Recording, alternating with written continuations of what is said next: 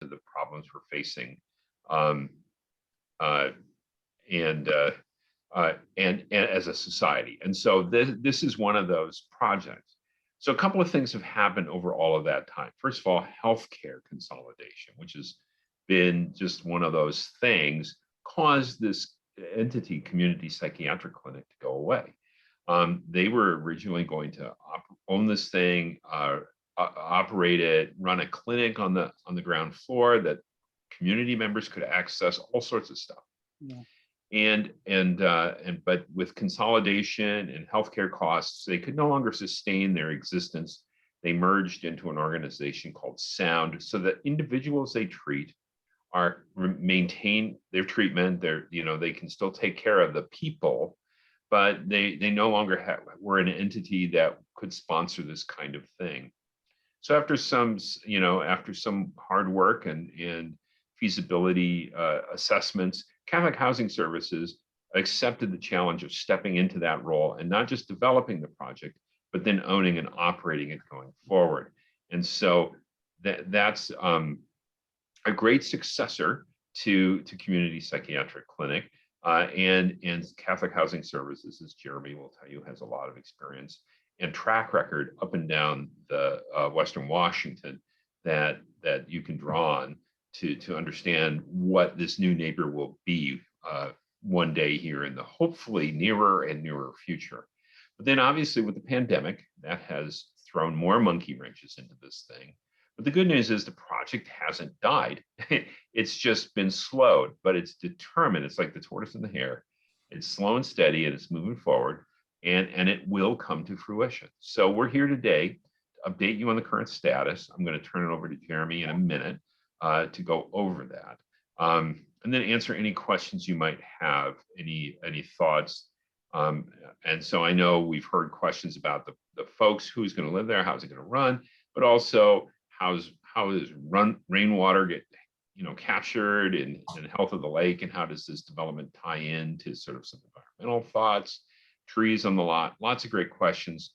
We're going to give you the best update we can right now, and after I finish this in the next 30 seconds, hopefully it's the last you hear of me, because really Jeremy, who is the developer, the project manager here for Catholic Housing Services, will be representing your neighbor, your new neighbor, until the building gets built and they hire new staff, at which point there'll be a resident director who will then be the next new face, but the long-term permanent neighbor face of this great project. And Shoreline is going to be leasing the land for a 99-year lease to Catholic Housing Services. And we will be obviously paying close attention, doing everything we can to support the success of this project. So with that, Jeremy, I'm going to turn it over to you. And unless anyone here in this meeting has any quick questions about the background history, I see a hand from Kate's iPad. No, okay, that's just a wave. So hi back to you. And then I'm going to just turn it over to you, Jeremy, and thanks so much. Thanks, Jim. Thank you, Jim. And thank you all for letting Jim and I join this meeting. I appreciate it. It's been a couple of years where I first got to meet the Echo Lake Neighborhood Association when I was there as the developer only with Catholic Housing Services, while Community Psychiatric Clinic was there as the owner, and also the operator for the clinic space that was originally on the first floor. So it has been a couple of years, and I just wanted to give you a quick rundown of who we're serving in this building. So this is a 100-unit building. There'll be 100 individuals who are either exiting homelessness or at risk of homelessness. About 40 of the people in the building will also be experiencing chronic mental illness and have some added supports for that. And one of the county's priorities for housing has been to serve senior veterans. So we'll also be serving 20 senior veterans in the building. And then To make sure that the people in the building are successful in their housing and in their neighborhood, we have 24-hour staffing on site.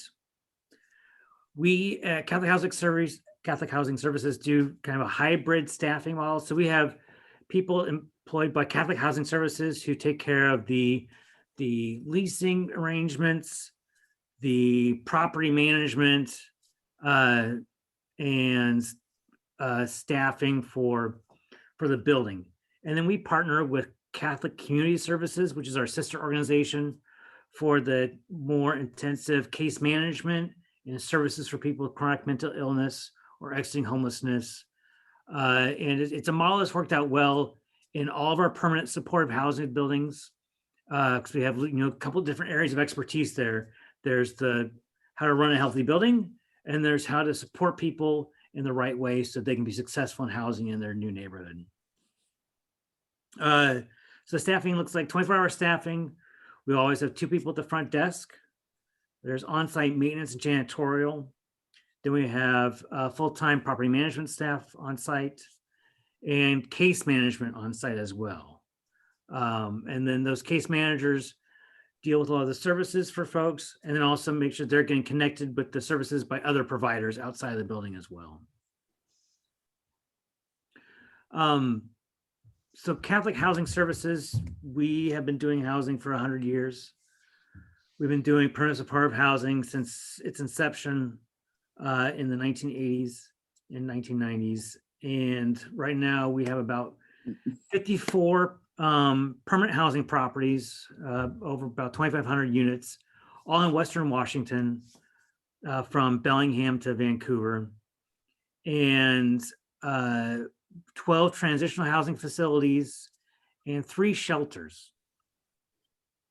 So we have the scale to manage properties well and serve the people well in those buildings. It has been a couple years since the last time I was able to join Echo Lake Neighborhood Association, and there has been some delays. We had intended this project to go a lot faster than it has. The sponsor no longer existing was a problem that definitely caused some delays. King County and Shoreline were very good partners in figuring out a way through that obstacle, and we were able to find a way through that. And we now are in for permits with both the city of Shoreline and with Labor and Industries. Another interesting aspect about this project is the construction method. So part of the reason why King County wanted to sponsor this project and be a strong partner of the project is to demonstrate the feasibility of modular construction techniques for affordable housing.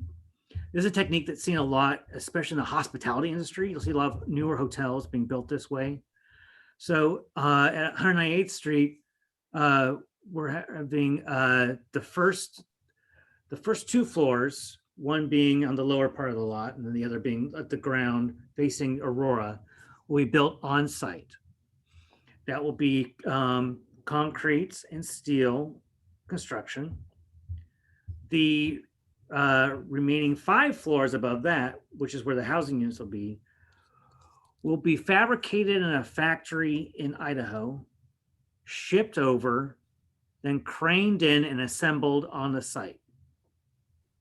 Then the general contractor on site will do the siding around the building and do all the connections internally between all the units and the building systems like electrical and plumbing and HVAC, and then put on the roof. The good news about this technique is that the construction timeline is shorter, and the more intensive carpentry and other construction will be much shorter because a lot of it has happened off-site in a factory, and you should have less days where there'll be a lot of construction activity compared to a project that would be traditionally what we call stick built or completely site built.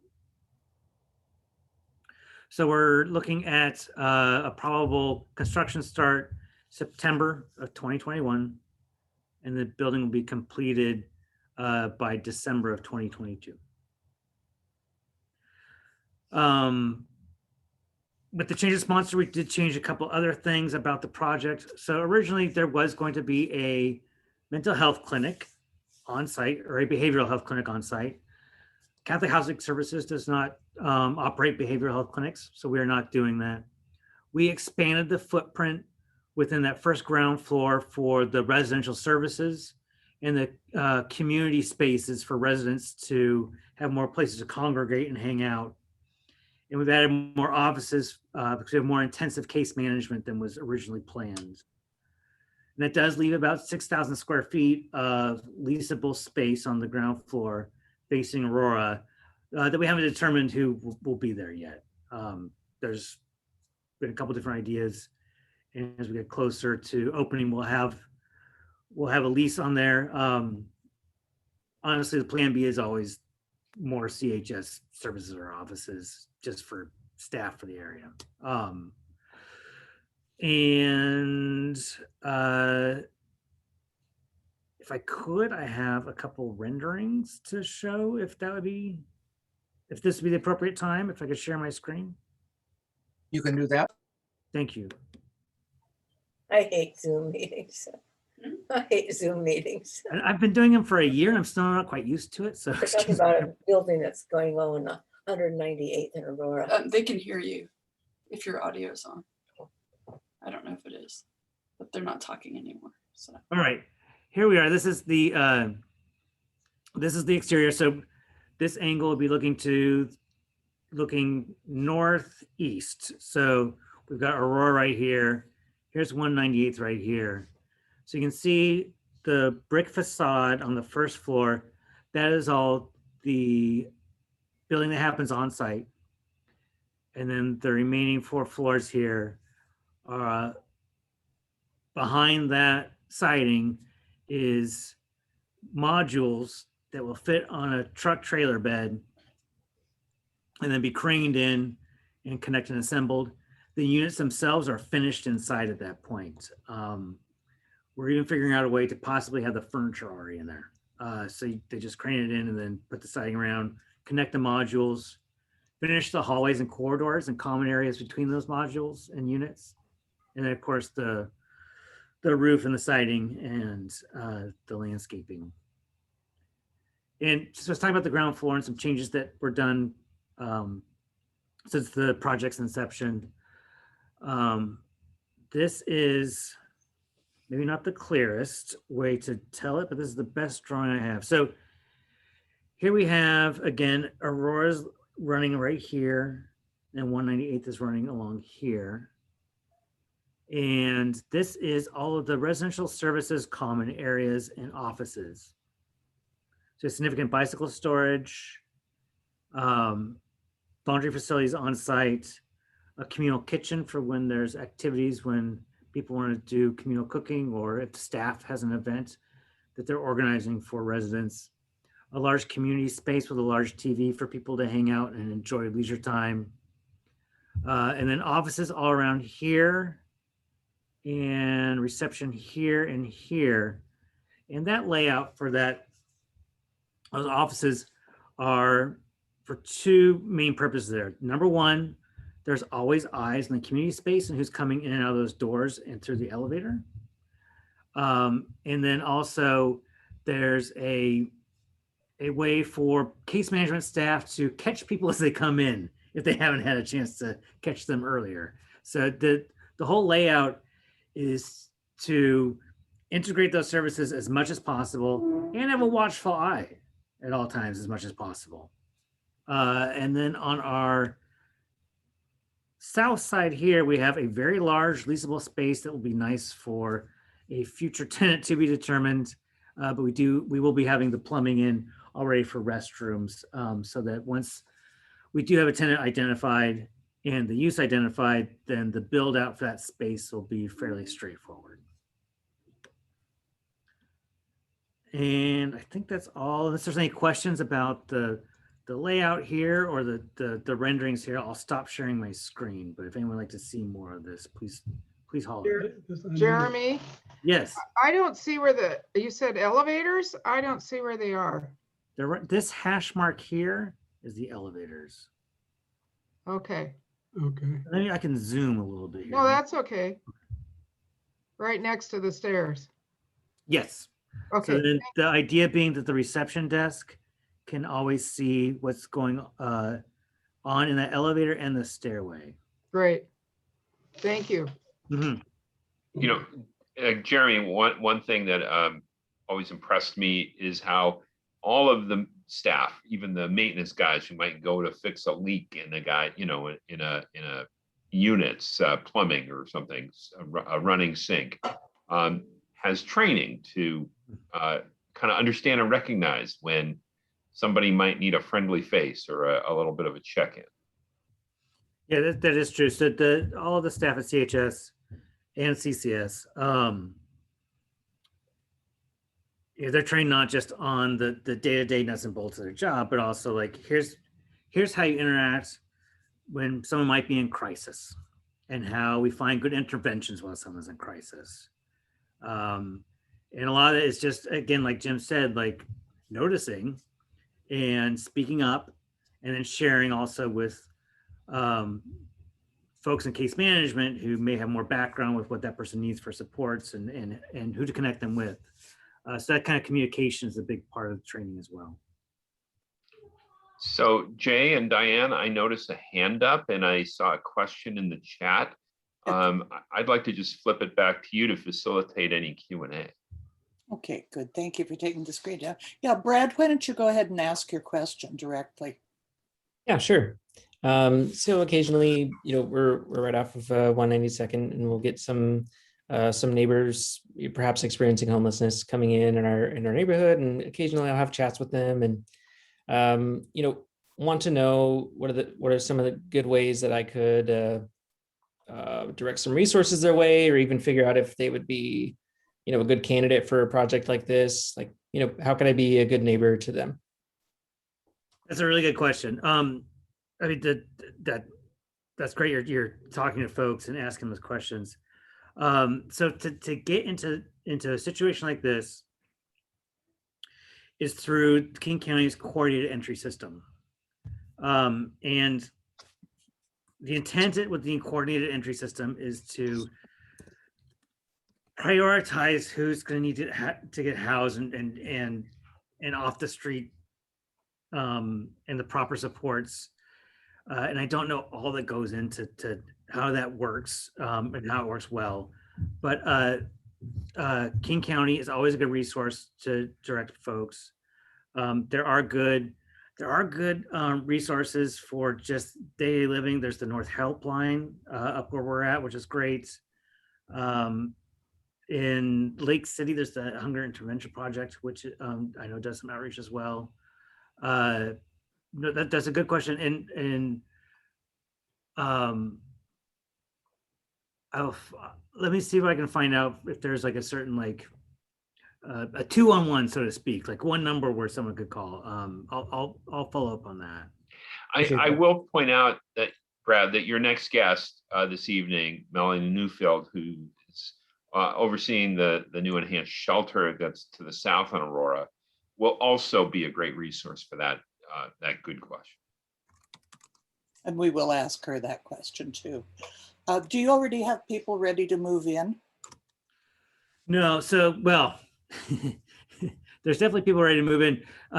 With the coordinated entry system, once the building's up and running, then our staff, about 6 months before the building's up and running, our staff will start working with King County in the coordinated entry system to identify folks that will meet the criteria, especially the senior veterans. Sometimes that's a population that's hard to place. And then the people with chronic mental illness, identifying who generally should be in that region or wants to be in that region or comes from the region. And then also who meets some of these set aside targets for chronic mental illness and being a senior veteran, and so that there's some work that happens right before the building opens to identify who will be in the building, and that happens through that coordinated entry system with King County. Thank you. Kate, you have a question. Kate, you need to unmute. I was just curious, a couple of things. What kind of business would be considered for the leasing space? Do you have an idea of what type would be appropriate to be housed? And the second thing is there a time limit how long people will be there? Is this kind of a time frame, and then you'll move them on successfully to something different, or? Good questions. So I'll take the first one first. We've been working with the city of Shoreline to match make about who would be good in that space. And I feel like we really tried to get the Social Security Administration to be in that space. It was a really good match. But they were looking for a bigger space and sooner. So it didn't work out. We had a couple other situations like that. I mean, it's going to be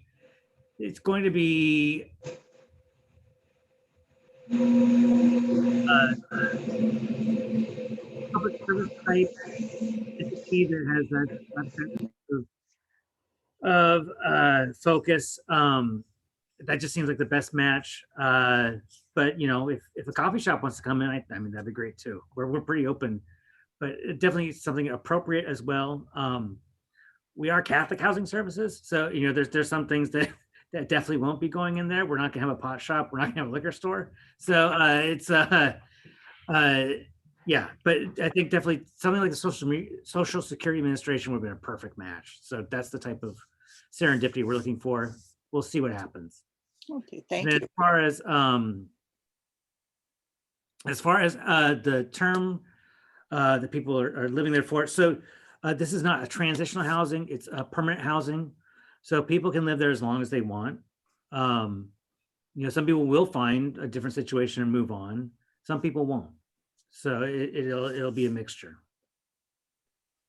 Okay, thank you. Anne, you have a question? You need to unmute. There. Yep. Hello. Okay. Well, I think my husband's putting together some questions about the construction and oh, there it is. Okay. Well, first off, we're just really excited that you know, we're starting to deal with this you know, people who need services and need homes. That's really great. Okay, so my husband, who has worked on, you know, some runoff issues with construction sites before, was asking, could you tell us what the runoff is going to be tested for? What you're going to be looking for in testing when you do test it, and where, make sure I understand the question, where, how frequently, when, where are the results posted and available? That's a lot of questions all in one question. That's okay. Yeah, I think I get it. And no, that's a good question. So I'll speak to how we're going to handle runoff. So off the cuff, I don't know what exactly we'll be testing for. I'll see what I can find out. But right now in our design and in the permits that are being reviewed by the city of Shoreline, we are following the 2018 Department of Ecology Manual for Stormwater Runoff. And that dictates that during construction, we control any sort of water runoff coming off of the site. One of the first things we'll be constructing once we do start digging into the dirt is the stormwater detention vault. So that stormwater detention vault will be capturing all the water that comes onto the site and then detain it, and then it goes into the stormwater system. And that also will be reviewed by the city of Shoreline, make sure that's following the Department of Ecology stormwater guide. And we have also run these plans through the National Environmental Protection Act reviews. So it's been approved through that. So the testing is an interesting question though, and I don't know the answer to that, and I'll see what I can find out. Okay, great. And then the second part of my question, just from a standpoint of looking at the building drawing that you put up, I thought it was going to be 7 stories. The rendering looks like 5 stories. Are there 2 underground stories? Yeah, and I misspoke when I said 7. So it's So there's 2 floors. There's one floor that is kind of basement level floor. So on that lower side of the slope, down Mhm. 1/8. So that'll be the entrance for the parking garage. Mhm. And then at the Aurora level, at that ground level, we have a floor, and then we have 4 floors above that. Okay. So And it's- then, so just a sort of community concern, a year or 2 ago at the south end of the lake, a storage facility was built, which comes way above the trees, and they painted it brilliant lime green. So it just is kind of shocking to look at, and it looks like your building is going to be white. And so it just, it is going to stick way above the tree line here. So it would be nice if it could be in, at least on this side of it, so the people at the beach and the people elsewhere on the lake might be looking at a green or tree color or something that's not going to be quite so jarring. So those are our 2 hopes, is that the stormwater is really well managed. Sometimes the regulations look good, but in the reality, you don't get the follow through on sometimes things are meant to be captured, but there is runoff. So we just really want to make sure that's being managed. And then just, trying to limit the sort of jarring impact visually of the building on the lake. Okay, Thank you. thank you. Okay, Marla, you had a question? Yeah, good evening. I remember when we had our last meeting a couple of years ago, and we had a lot of people there, like dozens and dozens of people. And I am trying to learn as much as I can the whole process of working with someone who's homeless. And a lot of times that involves drug abuse, mental issues, alcohol, all the different issues people have, everyday life that brings them to this point. My neighbor works for the state with the crisis hotline, and she's tried to explain to me the different processes people can go through and where they're living. And I know for myself, it's confusing.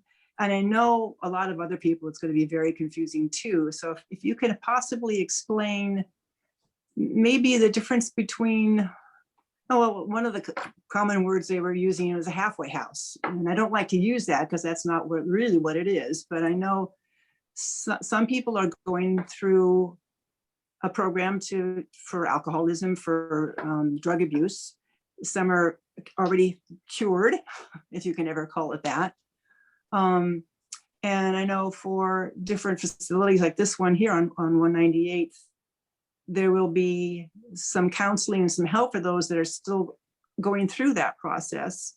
And then how do you explain, or what's the steps that those people go through? Because are you there to try to help them overcome that addiction? Or is that something that comes later? I don't know if I'm really explaining it well. I know that at the Oaks, there's a process for choosing the people that are there. Are they at a different stage that the state or the county have determined them to be at? Is that an easy question to answer? Say, Jeremy, before you jump in, I'll just share kind of a layperson's general observation, because Marla, it's a fantastic question. But I think what you'll notice both here when Jeremy speaks, when I let him, after I stop interrupting, and then when you'll hear something very similar from Melanie. What impresses me about both of these organizations is they try to meet people where they are at and help them succeed, and they're never going to set people up for failure, right? And so in a housing, this is permanent housing. It's not a halfway house, and there's support there. But if a person doesn't have the tools in their toolkit yet, wherever they are in their journey, to live successfully in permanent housing, then they're not a candidate for that. likewise, and I'll let Melanie speak to her stuff a little bit later. But again, they meet people where they are, and the whole thing is set up to allow people to succeed. So that's something that I'm, whatever the level is, and different people are in different places in their journey. When they get to a certain type of place on, kind of on the monopoly board as they're going around, and you get to the Oaks, you're in a different place in your journey than when you get to this project at 198th. So I'll let Jeremy answer, but that was just the big picture impression I've taken away from these programs, and I just felt like I had to testify. So thanks. Well, on that note, I think we need to wrap up this part of the presentation. Thank you both so much for being here. We really appreciate this. We have recorded this and we'll make it available to people who weren't able to be here tonight. But thank you very much, and we look forward to how the project develops. Oh, did we ask you when you're going to start building? The plan right now is September 2021. It'll depend on when permits are issued. That's pretty exciting. Thank you And all very much. Thank you for having us, and for the kind words and the support that your organization has given. My name continues to be on the city website as a resource. Any questions, run them through me. I can help facilitate answers for anything you might wish to know. A special call out to Ann. I know you have some specific answers. Jeremy's going to work on it. I think we have your contact information, so you can be sure you'll get that more detailed information as well. Thank you both. And I'll let you get to your next meeting, Jim, and the joys of Zoom. Take care. Okay, good night. Okay, and now Melanie. Whoops, I just lost you. There you are. Melanie, welcome very much. I'm just going to let you do the talking. Please go ahead. Great. Thank you so much for inviting me. And I just really appreciate the possibility of working together with a neighborhood that was at the heart and center of how I ended up in Lake City. And so you're already wondering, Lake City, what does that have to do with Echo Lake or Shoreline? And certainly I want to share a little bit about that history. It was kind of an interesting pathway over the years where I was able to engage and get to know City of Shoreline people way back in 2007. I think it was George Smith. I don't know if anybody remembers George Smith. He was one of the first folk that reached out around with Noosa and connected to what we were doing in Lake City, particularly out of a shared interest to think about ending homelessness in kind of the broader North King County area. And I believe there was a working group at that time that I came to a City of Shoreline event early on, and we had a panel around what Seattle Mennonite Church, and that's the congregation that I'm connected to, was really wanting to build permanent supportive housing. And so that's something you just heard about from Jeremy, and so our church did a small project, built a 21 unit house property or building for veterans. And on the main floor is the drop-in center that I'll talk more about there. But that was a beginning of our relationship with the City of Shoreline. And then that extended to Prince of Peace Lutheran hosting our winter shelter as it rotated through kind of the North King County area, sometimes ending up in Kenmore even. And then it was in 2018 that Rob Beam invited Lake City partners to think about doing street outreach in the neighborhood or in Shoreline specifically. And that was a way to really get a sense of who is the homeless population in Shoreline and really kind of start to wrap our imagination around and put some reality to and real people to the homeless community in Shoreline. So And it feels like that relationship just has strengthened over the years as we've been invited. And I think the key point in similarity around Lake City and Shoreline is the homeless population are really independent people who do not want to be served by services in downtown Seattle. They are avoiding Seattle like the plague, and they want to have services within their own community. And what I learned back in 2007 when I met the folks experiencing homelessness was that a lot of them were born and raised in the Lake City area and struggled because rents continued to increase and incomes did not.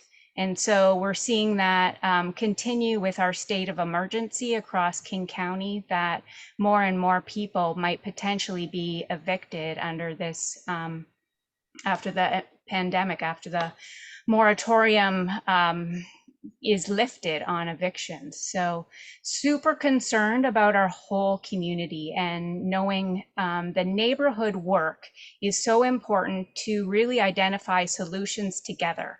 Has been my approach, to really be grassroots with identifying what are the assets in my neighborhood and then go from there as far as working together as a community to really say, you know, we want to serve the people in our neighborhood.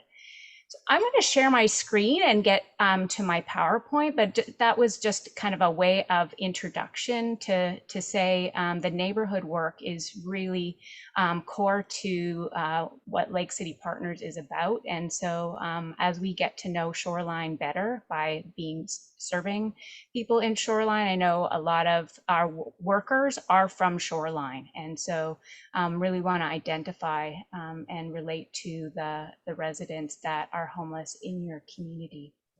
So I'm going to share my screen.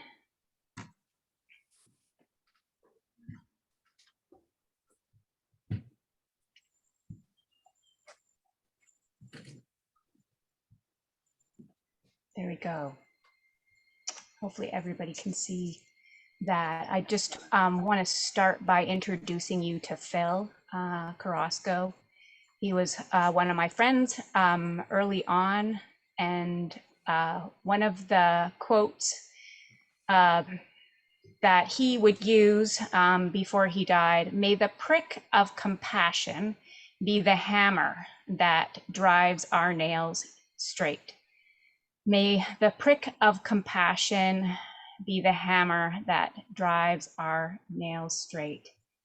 I really appreciated the way he mentored me and helped me understand the experience of homelessness and where people slept at night, how people survived. And he kept being a challenge in my life to say, you know, more needs to be done. The church doors should not be locked. We should be allowing people in, especially the most vulnerable in our community. And so he was always a challenge to me to really want to serve and get to know folks as human beings in our community and what their struggles are, and get to know the stories of people.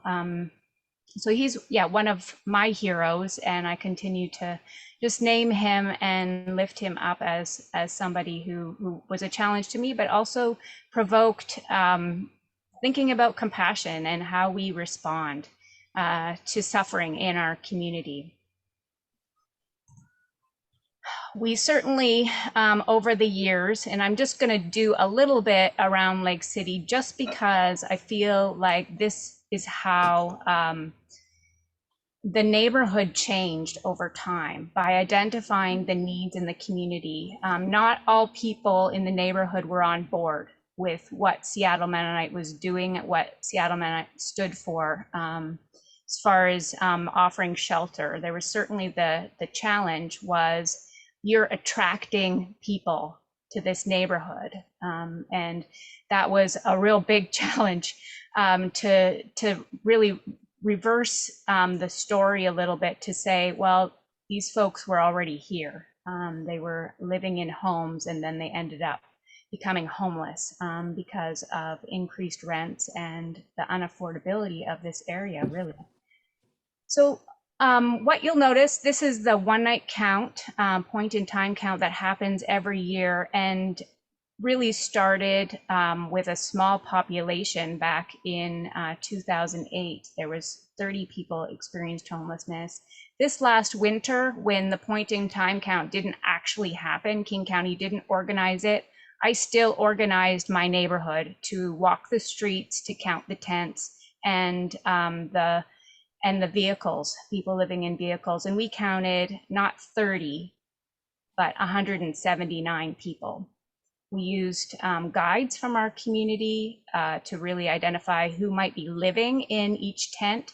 And from there, got that number 179. So we were counting up in Jackson Park, close to the golf course there, and around the different parks in the Lake City area. There was actually 5 census tracts that we counted.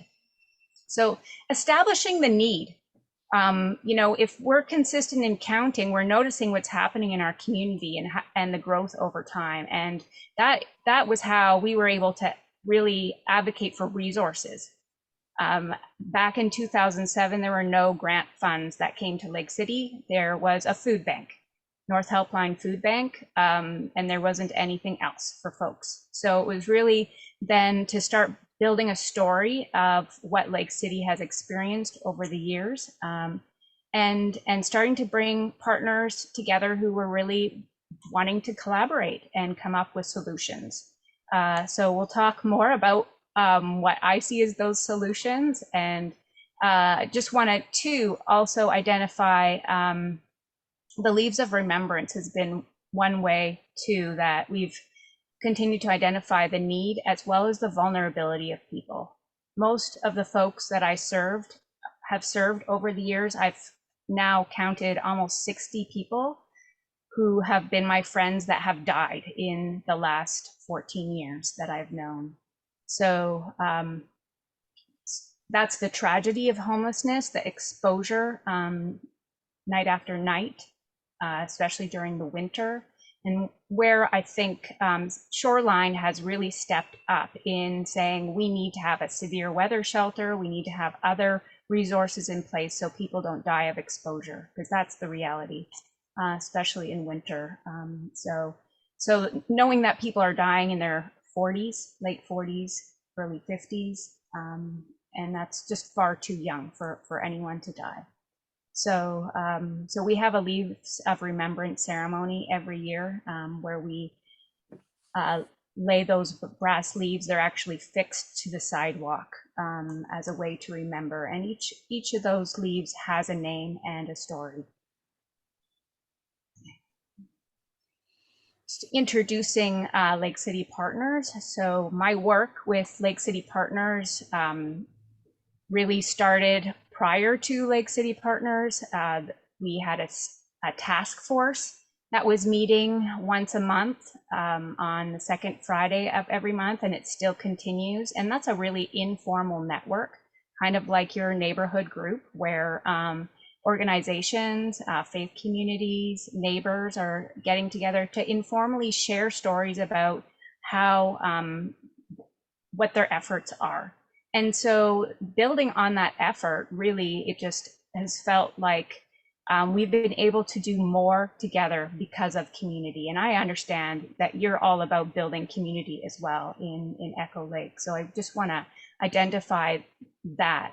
That's why you organize as a neighborhood, to really serve your community. And I feel like that's the best way to a neighborhood, and how a neighborhood should operate, to really get to know your neighbors and know that together you can do more than just one household. And I have felt that work in Lake City kind of accelerate as people have become passionate and really wanting to do something for the community and find solutions. So having a vision for a compassionate community that really provides basic needs, universal access to housing, healthcare, and work. We feel like everybody deserves housing and healthcare and the opportunity for work.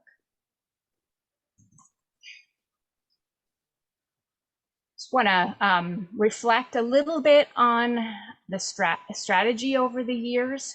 Certainly from a social work perspective, we talk about engaging people, and that's a first step in building rapport and getting to know someone. And some of that happens because of trust built with one person experiencing homelessness, that person will go and share with another person what is happening at the local resource. And so because we have had a day center in Lake City, that's been a really good point of connection with people. Certainly helps for folks to start organizing their lives a little bit when they have a place to store their belongings, some of their important items, especially IDs, a place where they can receive mail and use the phone, connect to Wi-Fi, and connect to the outside world as a way to start re-establishing connections. One of the experiences that people have is they have lost a sense of connection to community, and that's usually because of shame when they've fallen on hard times. And so then it's just really hard to reimagine that, especially if you're living on the street. And so having a place to start reimagining your life, and for Lake City, it started with the drop-in center. We didn't have much else. And then after that, especially knowing folks were experiencing cold winters, having a winter shelter that rotated from the different congregations also was a way to help create stability for people. So once we've sort of engaged folks, started to build a relationship, then we're able to identify folks' barriers towards housing and also what their basic needs might be. Someone might come in and, be really suffering with their heart, or I know over the years, we've had the Seattle University College of Nursing come and do wellness checks.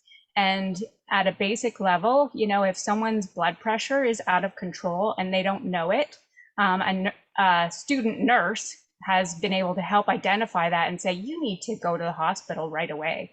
So some of those medical needs we don't really recognize right away, but so having partnerships with healthcare providers, dental clinics, all of that is so important in starting to reestablish a network of care for people that have not gone to the dentist in years or seen a doctor, or just rely on the hospital for their visits. So starting to reconnect to primary care, all of those things. People, have lost track of how to care for themselves to a certain degree.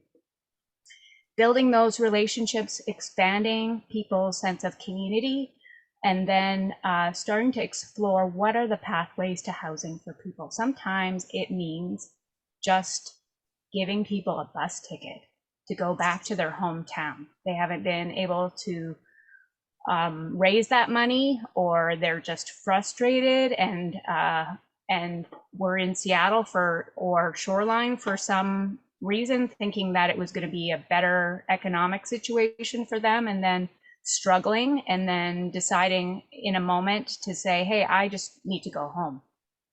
So having flexible funds to be able to purchase those bus tickets for people, also to have funds to pay for the first month's rent, especially if someone's working.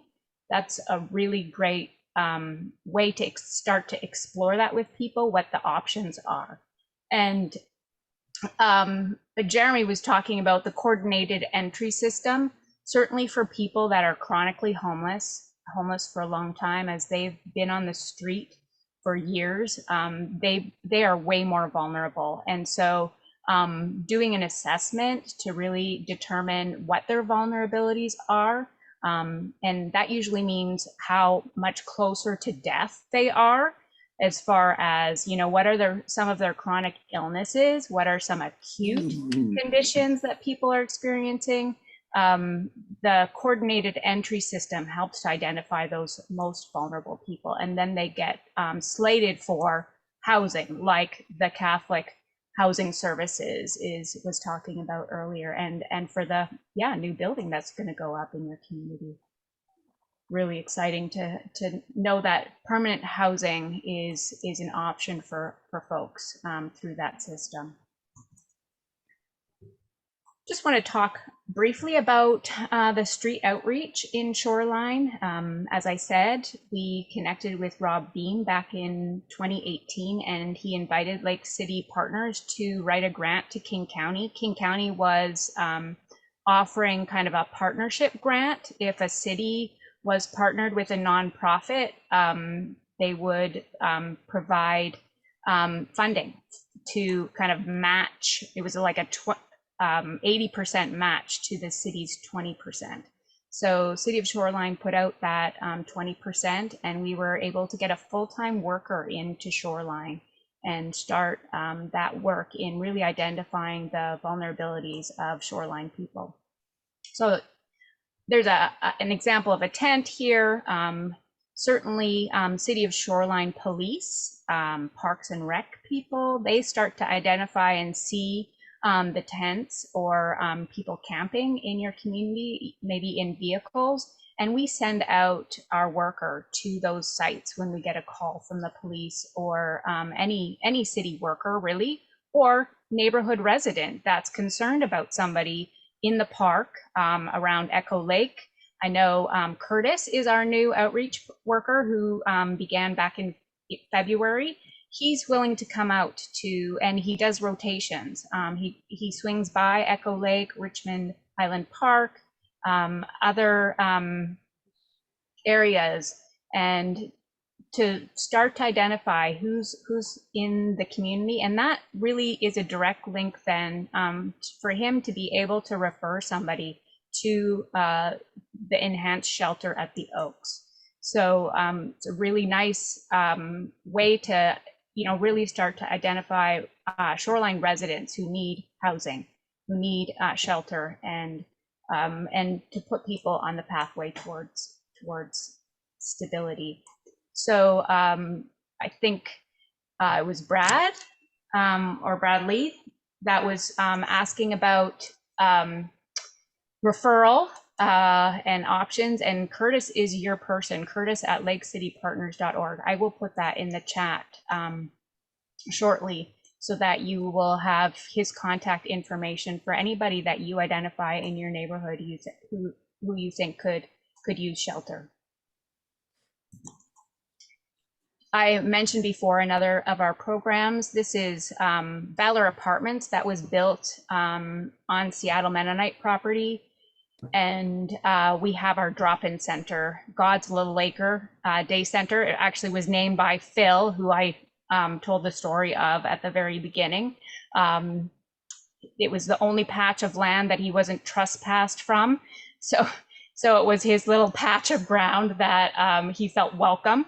And he was, able to come in and be and organize his life. And so that's kind of a cute name for an important service for people to meet basic needs. And it's really a community kitchen. Folks bring their food to the space. Their own food from North Helpline down the street. This is on 33rd Avenue and almost at the corner of 125th. And people can cook for themselves. They can make their own food choices. They use the space to shower, do their laundry, they get bus tickets, they get their mail.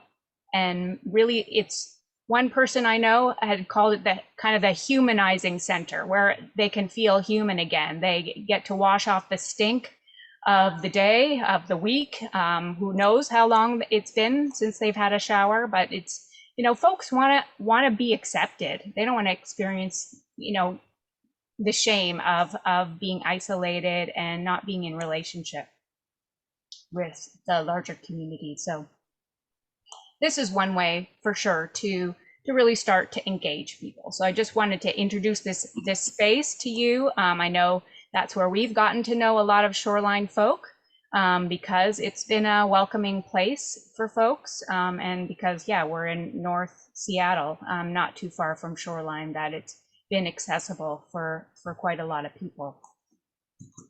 From there, we've talked about shelter, and it was Colleen Kelly from the city of Shoreline that really identified this old nursing home on Aurora, and it's just been a really wonderful healing environment for folks. So we started moving people in after our winter shelter closed March 31st. So the very next day, April 1, we were able to invite those folks who were staying in the winter shelter into this space. Currently, we have 24 people living here. We're waiting on 2 folk who have just had surgery in the hospital and are waiting to be rehabilitated before they come to this location. But this is kind of a hidden gem, this little courtyard behind the big white fence. It's amazing. There's also a second courtyard. There is 2 acres of property here, and we're gearing up to be able to serve 60 single adults or couples and their pets in this space. So yeah, we've just gotten started, and we have our staff fully ready and trained. We are working at finishing and renovating the last few rooms. Part of the project was clearing out what the nursing home left behind. There were some old nursing home beds in some of the rooms that were impossible to pull out the door because they were so large. So they had to be disassembled before they could be removed. So that was some of the challenge. So we've had volunteers in there painting and helping remove the junk and get the space ready. So we're on our last 12 rooms, I think, getting ready. So I am going to keep going, briefly talking about who's there. Certainly the disproportionate experience of the BIPOC community is relevant. You'll see over 30% of our residents are in the either Black, Indigenous, person of color. That's the reality around the King County area. Also see that there's 25% female identified people in the community that are living at the Oaks right now. So also want to notice the ages of people that are living there right now. There's a lot of folk that are, older than 45, and some are older than 62 that are living there. So that is representative of the chronic homeless community. Just want to name some of the goals quickly. Having a space that's trauma informed, and as Jim Hammond mentioned, it's really a space to meet people where they're at, as a way to allow the opportunity for stability, rest, and recovery, to meet basic needs. The hunger intervention program is our main cook during the week, but we rely on volunteers to help with meals on the weekends. So I have some signups for volunteers that I can put into the chat box. There's also opportunity for people to store their stuff, to shower, to meet with a case management team. Having staff that really is there, present and compassionate, is a really good way to reestablish trust for people, and also identifying the importance of finding that pathway to housing. What are those barriers that are preventing people from getting into permanent housing? And thinking about, is this person in front of me, do they have a passion for certain kind of employment? And if they have the rest that they need and a stable situation, can they be employed? And so to start thinking about how to connect people to those resources, so critical. just want to wrap up by introducing you to our volunteer opportunities. Certainly we're talking about weekend meals, as well as helping the hunger intervention program. They do a lot of prep on site at the Lake City Presbyterian Church. There's opportunity for snacks for people. We don't serve a lunch because a lot of people are off site during the day and not necessarily there because they're working or connecting to other resources. There is a garden sign up because of the sprawling courtyard. We have volunteers helping to set up a garden in the space, and we have some residents that are just really keen on that idea. So I'm going to throw these links into the chat box. There's also the painting and the room turnover that's part of the process. So let me just copy these and I will get that into the chat box right away. So we have a website at lakecitypartners.org. Unfortunately, I am not website savvy, so we haven't been very quick to change and add a Oaks page, but there are volunteer opportunities. The same ones that I've listed there, they are already on the site. So I will add those to the chat box for anybody who wants to check that out, and certainly available to answer questions. Thank you very much. We have some time. Are there any other questions that haven't been already answered? I know you picked up on a lot of the questions from listening to the previous presentation. Sure. Oh, yeah. Okay, well, we will send out all of that as we'll send out all of the information that you put in the chat box, and update all of our mailing list about what's available. I know we've got a lot of gardeners in our group. Sometimes, oh, fun. Sometimes I think that's what we exist for, pulling weeds. Okay. Well, Melanie, thank you so much for coming here and talking to us about the project. We've been really interested in it. And I know that some of our members donated art when Billy was doing the art project. Wasn't that a fantastic project? Oh, Billy, he was so awesome. What a good idea. Oh. Such a great idea. Yeah, Billy King is an artist from Lake Forest Park, and he got the idea that he thought the Oaks was just fabulous, but he's an artist, so he said it needed art on the wall. So we started collecting stuff. They've got the place covered pretty much. That was fun. I hope people come up with more projects like that. Oh, let's see. I think Pat Deegan might have a question. You're muted, Pat. Thank you. You know, Melanie, I've kind of wondered with what you're seeing and what we're serving, I guess the Oaks and maybe this new apartment on 192nd. Do you have any idea if we're getting 5% or 10% or 80% of homeless people? It seems like we're seeing more. It seems that I'm seeing, I don't know. I just wonder if there's a Shoreline count and how many, I guess what I'm getting at is how big a problem is this? How many people do you think we're just beginning? Yes. And, you know, it's super hard to identify. I know probably the best statistic comes from Shoreline schools, knowing how many kids are unstably housed. That's probably the most accurate right now. I know the Shoreline count did not happen this last year. So then that's really tricky.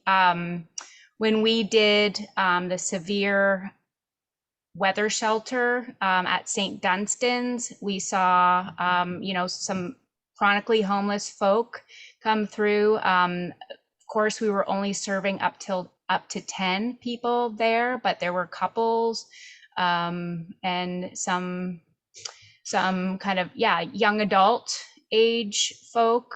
I can't put a number on what you're asking exactly, because it's it's super hard to really identify, as folks are so transient and, moving into Shoreline and Seattle and across. Yeah, I would be very curious to ask more about the experience in Echo Lake, and how many people you're seeing there. Brad, it sounds like you are aware of who's there.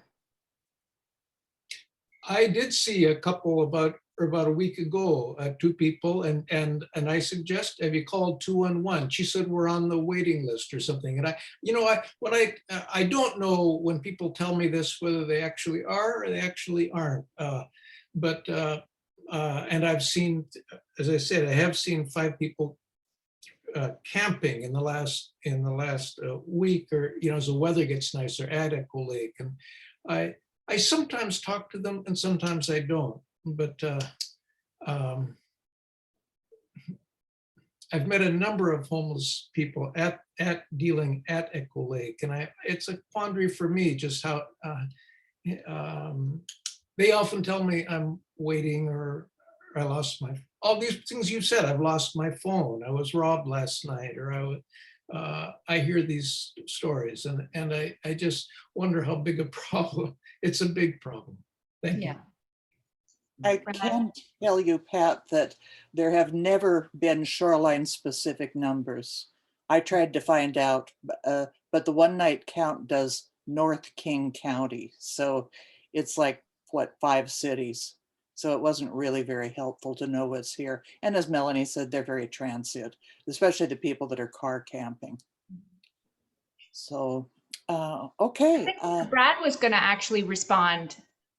Brad, yeah, you were going to say how many, what you were yeah, I don't have an estimate on how many I'm seeing. We're right next to the interurban trail and like some green space. And so I know that was like a convenient place to be able to camp out for a lot of people. And occasionally we'll have, like just the other week, someone was sitting out front of our house. And so just had a conversation with that person. I mean, I wouldn't know one way or the other if it's gotten significantly worse. I only know my little local region. So hard to say. I know there are people that camp in Hamlin Park. Echo Lake has always been an issue because it's the end of the Metro bus line, and people used to just ride the buses all day to stay warm, and that's the end of the line. So then they'd get kicked out of the bus, go across the street to the park. There's a big encampment in the corner of Jackson Park on 145th. There's like 40 tents there. So that's one of the biggest ones that I've heard of. They'll stay where they can until they get kicked out. So hopefully kicked into housing. Yeah, we had a 10-year plan to end homelessness. I'm sure Melanie remembers that one. Let's see, the 10 years ended about, 5 years ago? Yeah, so it's really exciting to see real housing and real places for people to go, because that's one of the big solutions. And certainly, the North King County area is underserved. There's not a lot of resources for folks. So to start somewhere is really important. I agree. Okay, we have a question. Claudia? Yes, I do have an observation. I think that homelessness is a national issue and will never be solved on a local basis. And so I don't know how many services, or, I think it's just an endless stream unless it's dealt with on a national level. Okay. Certainly, we're seeing more funding opportunities coming from the federal government, which is really helpful to subsidize people's rent and to start on their pathway towards stability. So yes, thank you for naming that. Anything else? Well, thank you. Thank you very, very much for being with us, Melanie. And we'll have you come back again, maybe next year, update us on what's going on. And if Sounds you, good. And I'd be happy to introduce you to Curtis, the outreach worker who's coming through Echo Lake. So that would be really good. very nice. And also, we're interested in volunteer opportunities too, and we can put that out to the public. Okay, does anybody have any other comments? We always save a little time at the end of our meetings for any public announcements. Okay, great. Okay. Let me say, how do we meet Curtis? I've called him, I've been trying to get in touch with him, but I haven't had any luck. How do we meet Curtis? So Pat, I have taken the information that Melanie put in the chat, and I'm going to send it to Diane so she can send it off to the email list or to you, or we'll handle that how we deem as a board after the meeting is over. But I have taken her information out of the chat and I have put it into an email that I'm going to send to all the board members. Sure. And I'll let Curtis know that you're trying to reach out to him. That would be helpful too, I think. All right, I'd like to ask the board, oh, Jeannie? I just have a comment that can't go without recognizing May 18th as the big eruption of Mount St. Helens and all the lives that were lost and the change of the scenery there. So my cousin, it was his birthday, he passed away, but it's got a double meaning, May 18th for me. So thank you. Okay. Anything more for the good of the order? All right, I'm going to ask the board to stay on so we can talk about some of the things that were brought up here.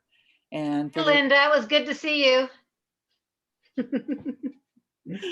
Okay, so goodbye to the rest of you. Thank you for being here. Come back next month.